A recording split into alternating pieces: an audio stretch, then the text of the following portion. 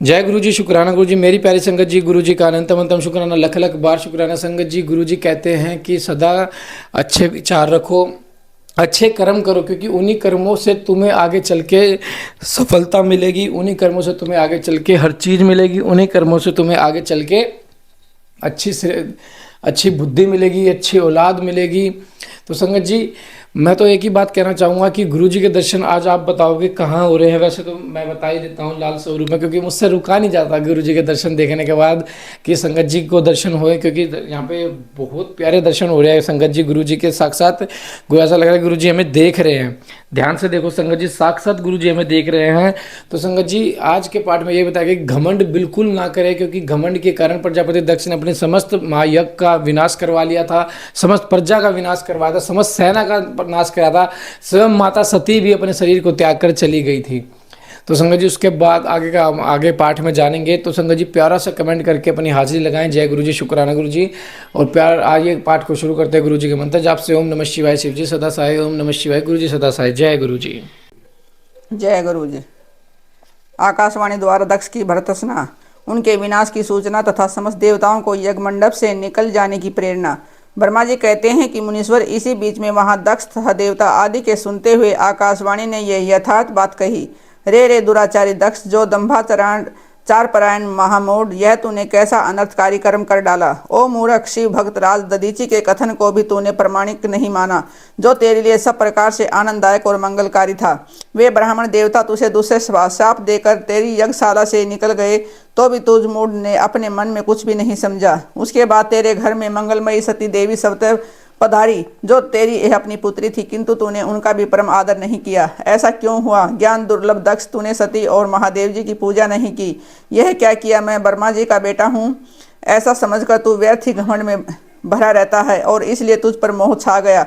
वे सती देवी ही सत्पुरुषों की आराध्या देवी है, अथवा सदा आराधना करने योग्य है। वे समस्त पुण्यों का फल देने वाली, तीनों लोकों की माता, कल्याण स्वरूपा और भगवान शंकर के आधे अंग में निवास करने वाली है। वे सती देवी ही पूजित होने पर सदा संपूर्ण सौभाग्य प्रदान करने वाली है। वे ही महेश्वर की शक्ति है और अपने भक्तों को सब प्रकार के मंगल देती है। वे सती देवी ही पूजित होने पर सदा संसार का भय दूर करती है, मनोवांछित फल देती है, तथा वे ही समस्त उपद्रवों को नष्ट करने वाली देवी है। वे सती ही सदा पूजित होने पर कीर्ति और संपत्ति प्रदान करती है। वे ही पराशक्ति तथा भोग और मोक्ष प्रदान करने वाली परमेश्वरी है। वे सती ही जगत को जन्म देने वाली माता, जगत की रक्षा करने वाली अनादि शक्ति और प्रलय काल में जगत का संहार करने वाली है। वे जगन माता सती ही भगवान विष्णु की माता रूप से सुशोभित होने वाली तथा ब्रह्मा, इंद्र, चंद्र, अग्नि एवं सूर्यदेव आदि की जननी कही गई मानी गई है। वे सती ही तप, धर्म और दान आदि का फल देने वाली है। वे ही शंभु शक्ति महादेवी है तथा दुष्टों का हनन करने वाली परात्पर शक्ति है। ऐसी महिमा वाली सती देवी, जिनका सदा प्रिय धर्म पत्नी है, वह उन भगवान देव महादेव को तूने यज्ञ में भाग नहीं दिया। अरे तू कैसा मूढ़ और कुविचारी है। भगवान शिव ही सबके स्वामी तथा परात्पर परमेश्वर हैं। वे समस्त देवताओं के सम्यक सेवक हैं और सबका कल्याण करने वाले हैं। इन्हीं के दर्शन की इच्छा से सिद्ध पुरुष तपस्या करते हैं और इन्हीं के साक्षात्कार की अभिलाषा मन में लेकर यह योगी लोग योग साधना में प्रवृत्त होते हैं। अनंत धन, धान्य और यज्ञ भाग आदि का सबसे महान फल यही बताया गया है कि भगवान शंकर का दर्शन सुलभ हो। शिव ही जगत का धारण पोषण करने वाले हैं। वे ही समस्त विद्याओं के पति तथा सब कुछ करने में समर्थ हैं। आदि विद्या के श्रेष्ठ स्वामी और समस्त मंगलों के भी मंगल वे ही हैं। दुष्ट दक्ष, तूने उसकी शक्ति का आज साक्षात्कार नहीं किया, इसलिए इस यज्ञ का विनाश हो जाएगा।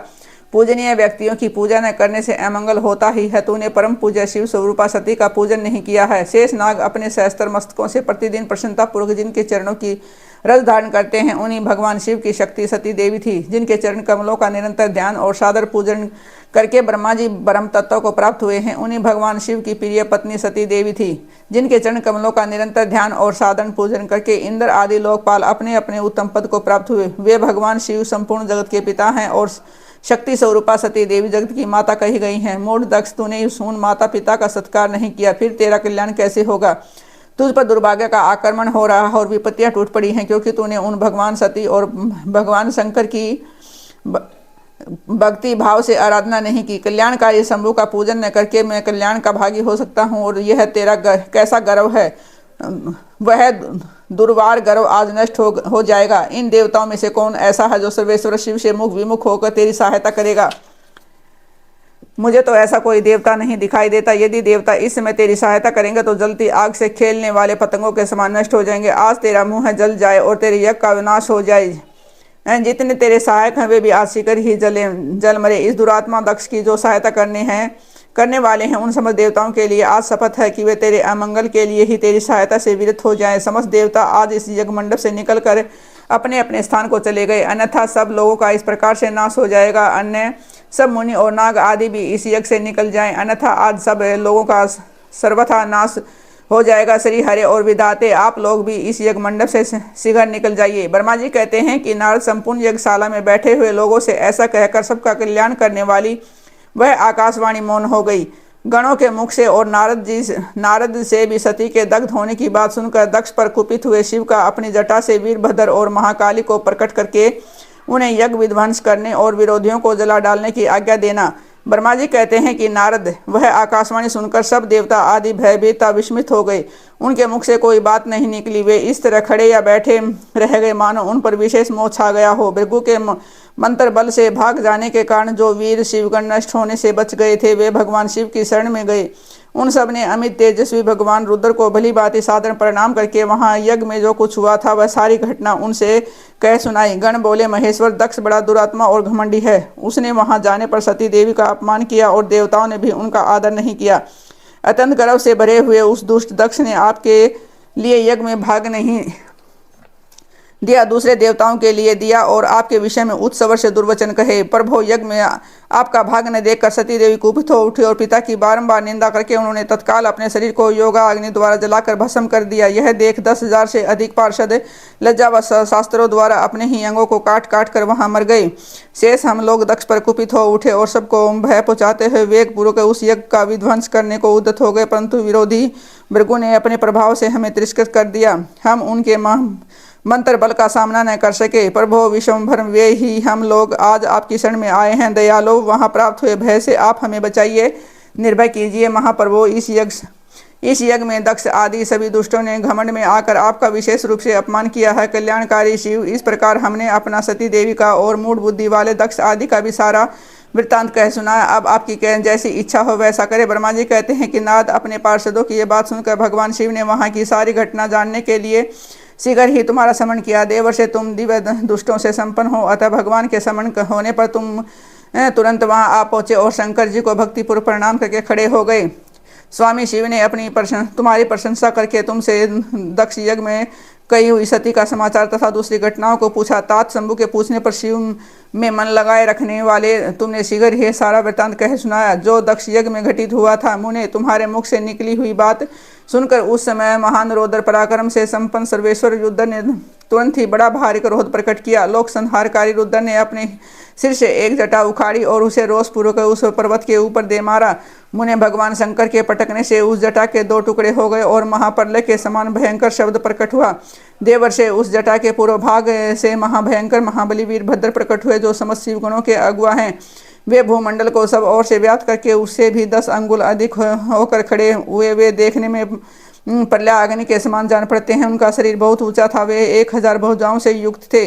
उन सर्वसमर्थ महारुद्र के क्रोध पूर्वक प्रकट हुए निश्वास से 100 प्रकार के जबर और 13 प्रकार के सन्निपात रोग पैदा हो गए। तथा उस जटा के द्वारा दूसरे भाग से महाकाली उत्पन्न हुई जो बड़ी भयंकर दिखाई देती थी। वे करोड़ों भूतों से गिरी हुई थी। जो जबर पैदा हुए वे सब के सब शरीरधारी करोड़ों समस्त लोगों के लिए भयंकर थे। वे अपने तेज से प्रज्वलित हो सब और दाह उत्पन्न करते हुए से प्रतीत होते थे। वीरभद्र बातचीत करने से बड़े कुशल थे। उन्होंने दोनों हाथ जोड़कर परमेश्वर शिव को प्रणाम करके कहा। वीरभद्र बोले, महारुद्र, सोम, सूर्य और अग्नि को 3 नेत्रों के रूप में धारण करने वाले प्रभु, शीघ्र आज्ञा दीजिए और मुझे इस समय कौन सा कार्य करना होगा। ईशान, क्या मुझे आधे ही अक्षर में सारे समुद्रों को सुखा देना है या इतने ही समय में संपूर्ण पर्वतों को पीस डालना है।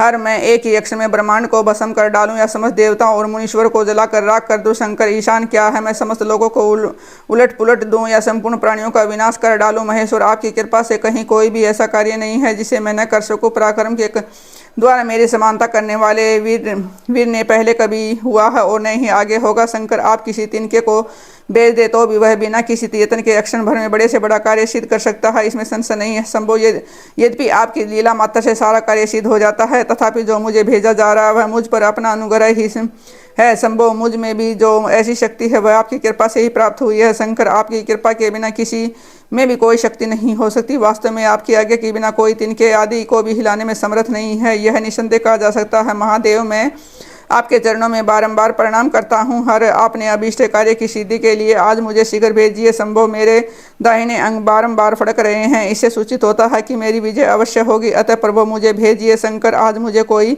अभूतपूर्व एवं विशेष हर्ष तथा उत्साह का अनुभव हो रहा है और मेरा चित्त आपके चरण कमल में लगा हुआ है, अतः पग पग पर मेरे लिए शुभ परिणाम का विस्तार होगा। संभव, आप शुभ के आधार हैं। जिसकी आप में सुदृढ़ भक्ति है उसी को सदा विजय प्राप्त होती है और उसी का दिनों दिन शुभ होता है। ब्रह्मा जी कहते हैं कि नारद, उसकी यह बात सुनकर सर्वमंगला के पति भगवान शिव बहुत संतुष्ट और वीरभद्र तुम्हारी जय हो ऐसा आशीर्वाद देकर वह फिर बोले।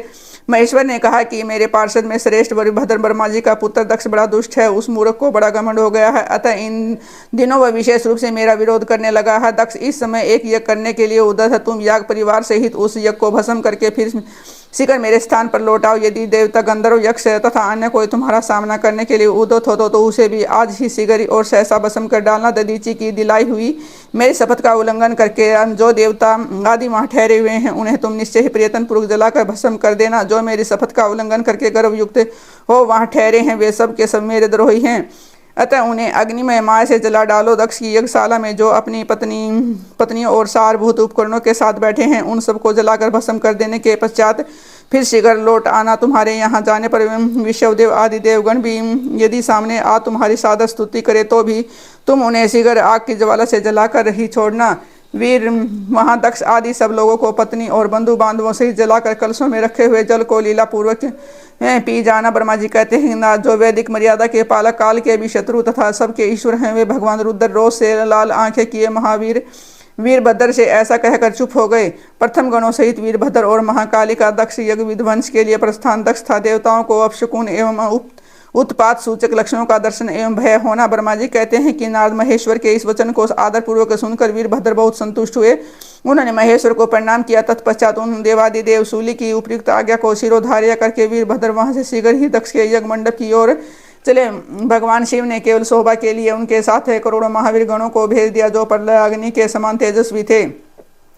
वे कौतूहलकारी प्रबल वीर प्रथम गण वीरभद्र के आगे और पीछे भी चल रहे थे। काल के भी काल भगवान रुद्र के वीरभद्र सहित जो लाखों पार्षद गण थे उन सब का रुद्र स्वरूप रुद्र के ही समान था। उन गणों के साथ महात्मा वीरभद्र भगवान शिव के समान ही वेशभूषा धारण किए रथ पर बैठकर यात्रा कर रहे थे। उनके एक सहस्त्र भुजाएं थी, शरीर में नागराज लिपटे हुए थे। वीरभद्र बड़े प्रबल और भयंकर दिखाई देते थे। उनका रथ बहुत ही विशाल था, उसमें 10,000 सिंह जोते जाते थे जो प्रयत्न पूर्वक उस रथ को खींचते थे। उसी प्रकार बहुत से प्रबल सिंह, शार्दुल, मगर, मत्स्य और सहस्त्र हाथी उस रथ के पार्श्व भाग की रक्षा करते थे। काली, कात्यायनी, ईशानी, चामुंडा, मुंडमर्दिनी, भद्रकाली, भद्रा, तवरिता तथा वैष्णवी इन नवदुर्गाओं के साथ तथा समस्त भूतगणों के साथ महाकाली दक्ष का विनाश करने के लिए चली। डाकिनी, शाकिनी, भूत, परमथ, गुहक, कुष्मांड, परपट, चटक, ब्रह्मराक्षस, भैरव तथा क्षेत्रपाल आदि ये सभी वीर भगवान शिव की आज्ञा का पालन एवं दक्ष के यज्ञ का विनाश करने के लिए तुरंत चल दिए। इनके सिवा 64 गणों के साथ योगिनियों का मंडप भी सहसा कुपित हो दक्ष यज्ञ का विनाश करने के लिए वहां से उपस्थित हुआ। इस प्रकार कोटि कोटि गण एवं विभिन्न प्रकार के गणाधीश वीरभद्र के साथ चले। उस समय भेड़ियों की गंभीर ध्वनि होने लगी, नाना प्रकार के शब्द करने वाले शंख बज उठे, भिन्न भिन्न प्रकार की सींगे बजने लगी। महामुने सेना सहित वीरभद्र की यात्रा के समय वहाँ बहुत से सुख शकुन होने लगे। इस प्रकार जब प्रथम गणों सहित वीरभद्र ने प्रस्थान किया तब उधर दक्ष तथा देवताओं को बहुत से अशुभ लक्षण दिखाई देने लगे। देवर्षि यज्ञ विध्वंस की सूचना देने वाले त्रिविध उत्पात कर प्रकट होने लगे। दक्ष की बाई आंख, बाई भुजा और बाई जांघ फड़कने लगी। तात एवं अंगों का यह फड़कना सर्वथा अशुभ सूचक था और नाना प्रकार के कष्ट मिलने की सूचना दे रहा था। उस समय दक्ष की यज्ञशाला में धरती डोलने लगी। दक्ष को दोपहर के समय दिन में ही अद्भुत तारे दिखने लगे। दिशाएं मलिन हो गई, सूर्यमंडल चितकबरा दिखने लगा, उस पर हजारों घेरे पड़ गए। इससे वह भयंकर जान पड़ता था। बिजली और अग्नि के समान दीप्तमान तारे टूट टूट कर गिरने लगे तथा और भी बहुत से भयानक अपशकुन होने लगे। इसी बीच में वहां आकाशवाणी प्रकट हुई जो संपूर्ण देवताओं और विशेषतः दक्ष को अपनी बात सुनाने लगी। आकाशवाणी बोली, ओ दक्ष, आज तेरे जन्म को धिक्कार है, तू महामूढ़ और पापात्मा है। भगवान हर की ओर से आज तुझे महान दुख प्राप्त होगा जो किसी तरह टल नहीं सकता। अब यहाँ तेरा हाहाकार भी नहीं सुनाई देगा। जो मूढ़ देवता आदि तेरे यज्ञ में स्थित है उसको भी महान दुख होगा, इसमें संशय नहीं है। ब्रह्मा जी कहते हैं कि मुने आकाशवाणी की यह बात सुनकर पूर्वोक्त अशुभ सूचक लक्षणों को देखकर दक्ष तथा दूसरे देवता आदि को भी अत्यंत भय प्राप्त हुआ। उस समय दक्ष मन ही मन अत्यंत व्याकुल हो कांपने लगे और अपने प्रभु लक्ष्मीपति भगवान विष्णु के शरण में गए। वे भय से अधीर हो बेसुध हो रहे थे। उन्होंने सब जन वत्सल देवादिदेव भगवान विष्णु को प्रणाम किया और उनकी स्तुति करके कहा, जय गुरु जी, शुक्राना गुरु जी। संगत जी, देखा किस तरह जब मन में घमंड, दिमाग में घमंड आ जाता है और मन में क्रोध आ जाता है, किस तरह के फैसले लिए जाते हैं। किस तरह भगवान दक्ष ने गलत फैसला लेकर माता सती के साथ दुराचार व्यवहार किया, गलत व्यवहार किया। और फिर वीरभद्र जी ने किस तरह उनके समस्त प्रजा का नाश किया, समस्त यज्ञ का नाश किया। तो संगत जी इसलिए कहते हैं घमंड मत करो, क्योंकि घमंड तो रावण का भी नहीं रहा, प्रजापति दक्ष का भी नहीं, जो स्वयं ब्रह्मा जी के पुत्र थे। तो महादेव की लीला के आगे कुछ भी नहीं है। महादेव जो चाहेंगे वो हो सकता है। महादेव देवों के देव महादेव हैं। संगत जी, महादेव किसी की भी दशा पलट सकते हैं, किसी को भी फर्श से अर्श तक पहुंचा सकते हैं, किसी को भी अर्श से फर्श तक पहुंचा सकते हैं। तो संगत जी, मैं यही कहना चाहूँगा, घमंड मत लाइए। घमंड तो अच्छों का नहीं रहा। तो पाठ में हाजिरी जरूर लगाइए। जय गुरु जी, शुक्राना गुरु जी।